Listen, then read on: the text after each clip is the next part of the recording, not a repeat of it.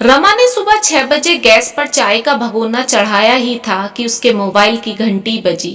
इतने सुबह किसका फोन होगा सोचकर रमा का दिल धक धक करने लगा, क्योंकि मायके में माँ की तबीयत जरा ठीक नहीं थी। कहीं माँ की तबीयत ज्यादा खराब तो नहीं हो गई है। मोबाइल पर विजय भैया कॉलिंग लिखा आ रहा था। हेलो, रमा ने जल्दी से फोन उठाया।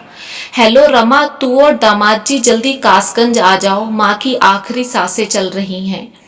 इतना सुनते ही रमा की आंखों के आगे अंधेरा छा गया, मानो वो गश खाकर गिर जाएगी। किसी तरह रमा ने स्लेब का सहारा लेकर अपने आप को संभाला। जी भैया, मैं जल्दी से जल्दी पहुंचने की कोशिश करती हूँ, बोलकर रमा ने फोन काट दिया और जल्दी से अपने बेडरूम की तरफ दौड़ी। सुनिए, जल्दी उठिए, माँ की तबीयत ठीक नहीं है, मुझे घर जाना है। रमा ने रुआसी होकर अपने पति रवि को उठाया। बच्चों को ससुराल में ही सास के पास छोड़कर रमा और उसका पति रवि कासगंज पहुंच गए। बरामदे में माँ की चारपाई के चारों तरफ रिश्तेदारों का जमावड़ा लगा पड़ा था। माँ गुजर चुकी थी। माँ का जाना कितना पीड़ाजनक होता है, ये बात एक बेटी अच्छे से समझ सकती है। रमा का रो रो कर बुरा हाल हो गया। किसी तरह भाभीियों ने रमा को संभाला। माँ के अंतिम संस्कार के बाद लगभग सभी रिश्तेदार चले गए। घर में बस रिश्ते के 2-4 खास लोग ही बचे थे। बड़े भैया माँ का संदूक उठाकर मेरे पास आंगन में ले आए, क्योंकि माँ बड़े भैया की तरफ ही रहती थी। रमा, माँ की संदूक पर अब तेरा अधिकार है, इस संदूक को खोलकर देख ले, जो भी तेरे काम की चीज हो ले ले। कहते हुए बड़े भैया की आंखें भी नम हो गई। मैं चारपाई पर बैठी हुई एक नजर संदूक को देख रही थी और एक नजर माँ की फोटो को।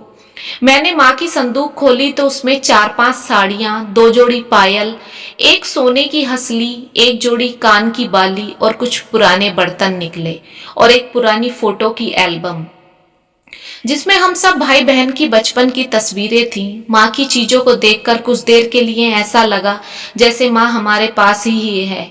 हम सब की आंखें आंसुओं से भीग रही थीं, क्योंकि माँ का व्यवहार ही इतना अच्छा था कि भाभियां भी खुद को रोने से रोक नहीं पा रही थीं। मैंने माँ की 2 साड़ियां और एक फोटो एल्बम अपने पास निशानी के तौर पर रख ली। बाकी पायल दोनों भाभियों को एक एक जोड़ी दे दी और सोने की हंसली और बाली दोनों भतीजियों को दे दी। चाची ने धीरे से मेरे कान में बोला, रमा, सोने की बाली और हंसली तो तू रख ले, अच्छी खासी लाखों रुपए की होंगी, लेकिन लाखों रुपए की चीज के लिए मैं अपना अनमोल मायका नहीं खोना चाहती थी।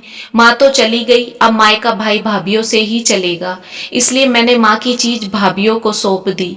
ऐसा करने से उनकी नजरों में मेरी इज्जत दोगुनी हो गई और भविष्य में मुझे मायके में माँ की कमी महसूस नहीं हुई।